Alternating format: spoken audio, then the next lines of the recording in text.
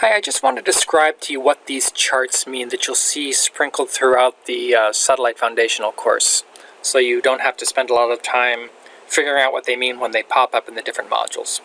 These are spectral response functions. This is for the ABI, the infrared channels on the ABI. The y-axis here is the brightness temperature, or the temperature that would be sensed by the satellite through a standard atmosphere at these different wavelengths. So we have band 7, the shortwave infrared, the 3 water vapors, the upper level water vapor, the low level water vapor, the mid level water vapor channel 9, the 6.9, and the low level 7.3, the cloud phase, the ozone channel, the window channel, or the clean window channel.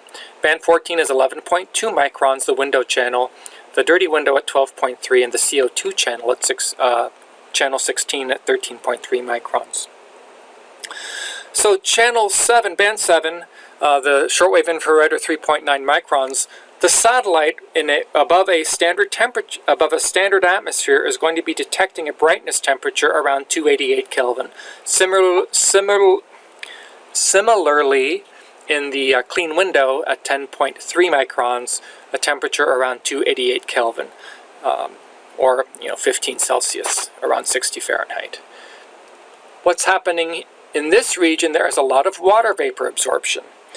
So that's what's showing up in the x-axis on the right-hand side. This is relative response. So think of this as the, a 1 is perfectly excellent absorption. So all of the energy at that wavelength is going to be absorbed. And we don't quite get to that, but we do have a region here where there's very strong absorption by water vapor between 5.5 and 7.5 microns.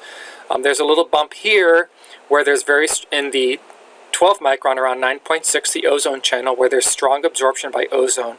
And again at band 16, where it's on the shoulder here of the strong CO2 absorption. So what does that mean? At 6.2 microns, energy leaves the surface. Or let's just say 6.2 micron energy leaves the surface. But 6.2 micron energy is very easily absorbed by the water vapor. And as soon as it's absorbed, it's going to be re-emitted from a bit higher in the atmosphere. And then that keeps going on up into the atmosphere at colder and colder temperatures until eventually you get to a region where there's no more water vapor above you.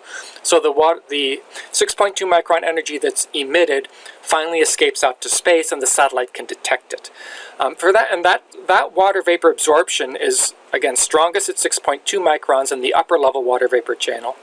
It's a little bit weaker at 6.9 and weaker still at 7.3. So the temperature sensed at 6.2 microns in this standard atmosphere is colder.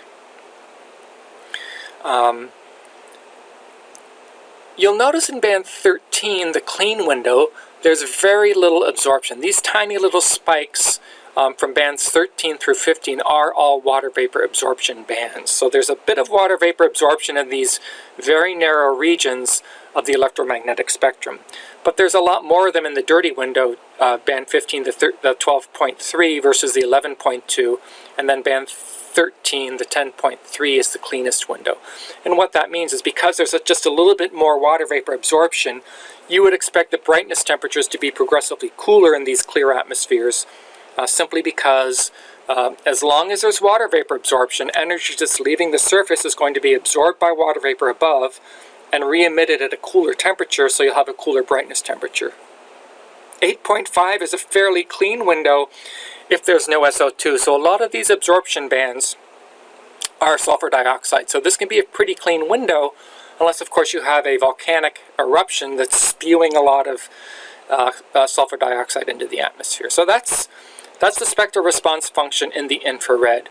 We have a similar thing for the near infrared and the visible that's up on the top here, but instead of looking at the relative response, that is, how effective is the atmosphere at absorbing, we're looking at the transmittance. So one here is perfect transmittance. Nothing is being absorbed. And channels 1, 2, 3, 5, and 6, the blue, red, veggie, snow ice, and cloud phase channels are all in regions where there's pretty good transmittance. You will notice that as you get to shorter and shorter wavelengths through the 0.47 microns, that you're getting less, the transmittance is dropping, and of course that's because there's more scattering at those short wavelengths. So if you look at the 0.47 microns, it generally looks a little bit hazier than the 0.64 microns. The 1.38 or the 1.4 micron cirrus channel is unique among these 6 visible and near-infrared channels because it's in a region where there's very strong water vapor absorption, which is at 1.38. There's also very strong water vapor absorption at 1.88 microns, but there's no channel there. And what does this mean? That means that solar radiation that's coming into the atmosphere is going to be very strongly absorbed. So any 1.38 micron radiation coming into the atmosphere is very strongly absorbed as it goes down toward the surface. If there's a cloud in the way, it'll reflect right back up to the satellite. But again, as it's leaving that, as that reflected 1.38 micron is leaving, it's also going to be absorbed. So it's absorbed going in and absorbed coming out. So if you have any kind of water vapor above the cloud, it's very hard to see it. It's very hard to see any reflectance at 1.38 microns. This is why cirrus clouds really pop here, because typically the cirrus is at the top of the atmosphere and there's not a lot of water vapor above it. So it's called the cirrus channel because cirrus clouds show up very nicely, but low-level clouds do not if there is any water vapor above them.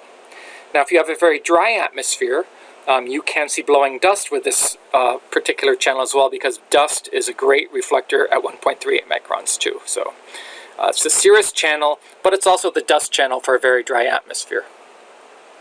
Now, there are spectral response functions for all the different satellites that you can see. If you go to this particular website, sims/goes/calibration.